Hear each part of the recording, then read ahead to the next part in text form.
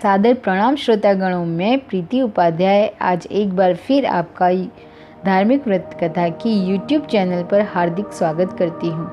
आज मैं आपको सुनाने जा रही हूँ सोमवती अमावस्या की कथा।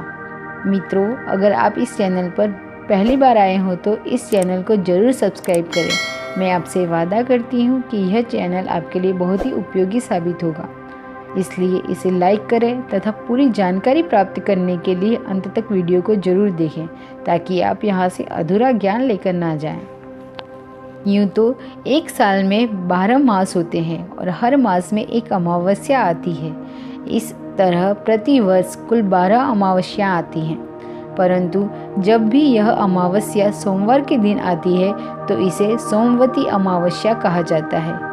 ऐसे तो सभी अमावस्या अपने आप में बहुत ही महत्वपूर्ण होती हैं, क्योंकि हम प्रति अमावस्या को हमारे पूर्वजों को भोग प्रदान करते हैं, परंतु सोमवती अमावस्या का महत्व तो और भी अनेरा होता है, क्योंकि यह भगवान विष्णु को अति प्रिय है। इसलिए इस दिन पितरों को भोग लगाने के साथ साथ पीपल के वृक्ष या तुलसी के पौधे की 108 परिक्रमा दी जाती है। पौराणिक कथाओं के अनुसार एक सोमवती अमावस्या सहस्त्र गोदान के तुल्य होती है, इसीलिए इस दिन दान का बहुत ही महत्व माना गया है। हम जिन 108 चीज़ों से पीपल के वृक्ष या तुलसी के पौधे की परिक्रमा देते हैं, उन 108 चीज़ों का दान किया जाता है, जिसमें से एक भी चीज़ स्वयं नहीं खाई जा सकती है।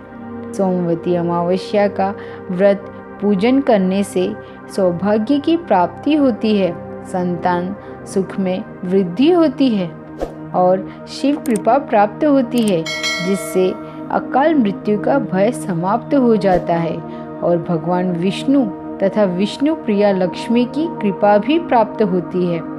यदि आप नवविवाहिता हैं तो आप सोमवती अमावस्या की परिक्रमा पान और धान से करें। यदि यह धान आपको अपनी माता से प्राप्त हुआ है तो उसका फल और भी अधिक मिलता है।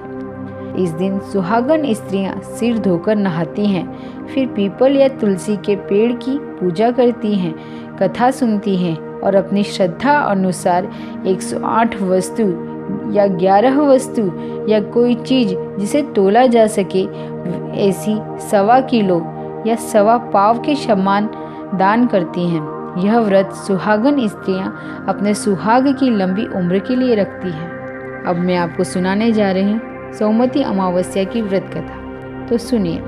एक साहूकार के 7 बेटे और 1 बेटी थी। साहूकार के 7 तो बेटे विवाहित थे और बेटी कुंवारी थी।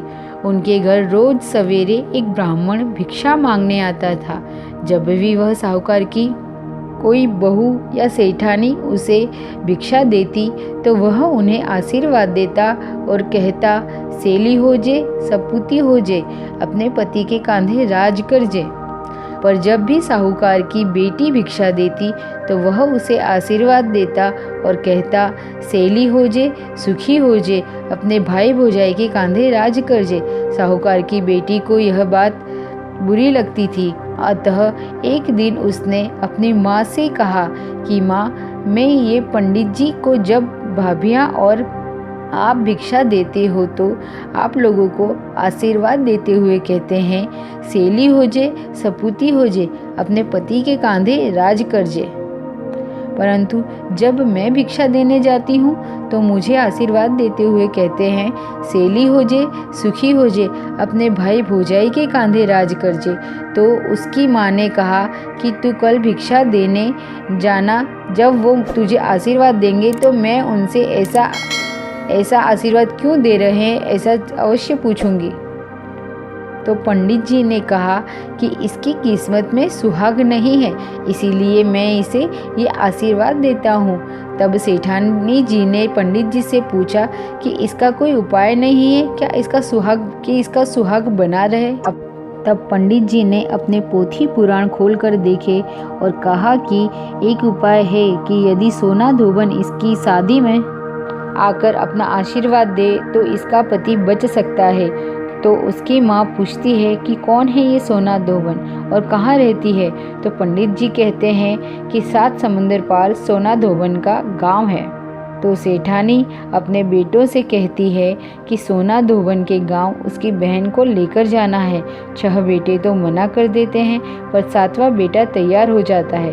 दोनों भाई बहन सोना धोबन के गांव के लिए रवाना हो जाते हैं और समुद्र किनारे पहुंच जाते हैं। वहां समुद्र पार करने के लिए दोनों एक पेड़ के नीचे बैठे होते हैं। उसी समय पेड़ के नीचे बाम्बी में से एक सांप निकलता है और पेड़ पर चढ़ने लगता है।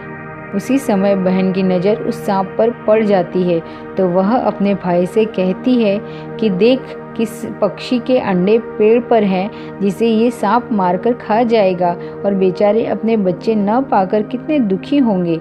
तब भाई उस सांप को मारकर वहीं टोकरी से ढक देता है। शाम को जब हंस हंसिनी आते हैं तो आज उन्हें अपने अंडे घोंसले में रखे मिलते हैं।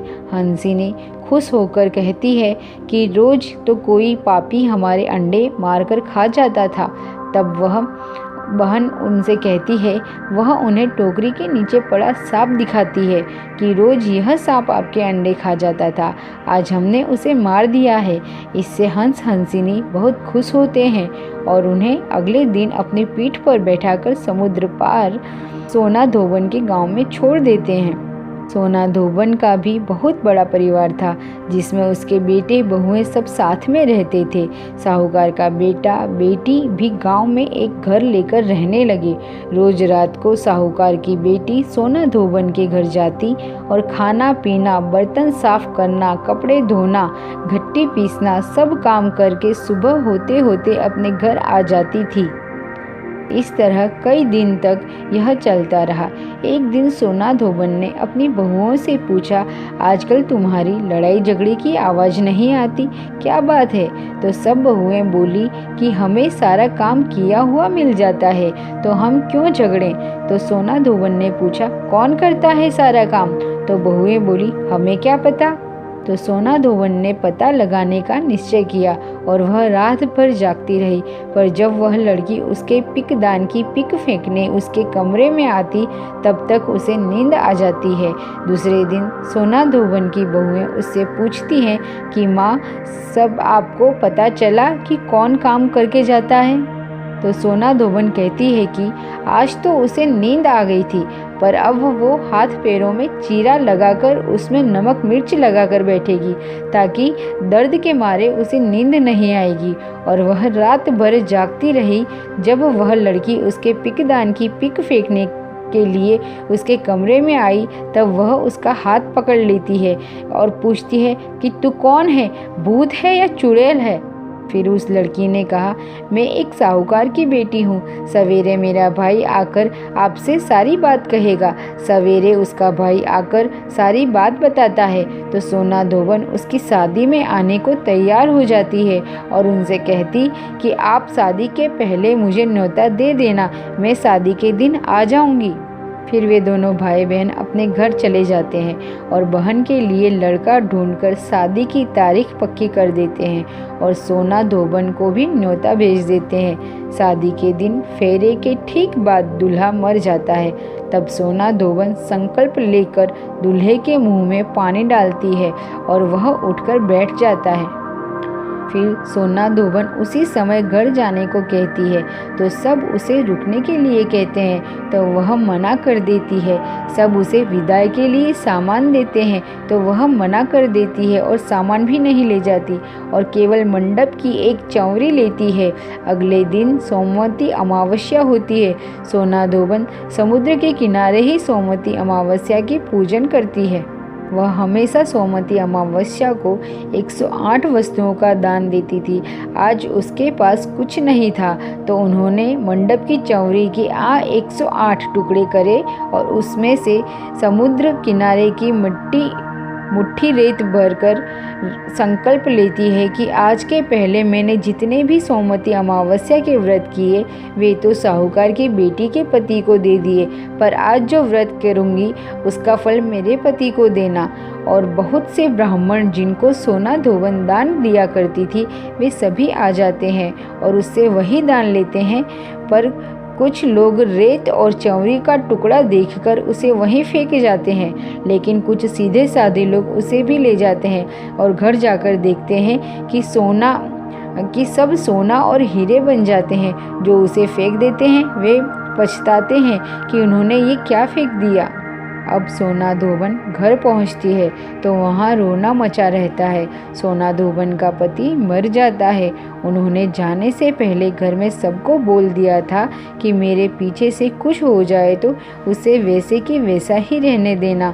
सोना धोबन घर पहुंचते ही संकल्प लेती है कि आज से पहले की सोमवती अमावस्या का फल उस साहूकार की बेटी के पति को दे दिया और आज के व्रत का फल मेरे पति को लगे, कहकर अपने पति के मुंह में जल डालती है और उसके पति उठ बैठते हैं। सोना धोबन घर पहुंचते ही संकल्प लेती है कि आज से पहले की सोमवती अमावस्या का फल जो उसने साहूकार की बेटी को दे दिया था वह दे चुकी है। आज का फल उसके पति को लगता है और उसका पति जीवित हो जाता है। इस तरह से है सोमवती अमावस्या। जिस तरह से आपने साहूकार की बेटी को उस सोना धोबन की सोमवती अमावस्या का फल दिया, उसी तरह से सभी को सोमवती अमावस्या के व्रत का फल देना और यूं ही सभी पर बनी रहना।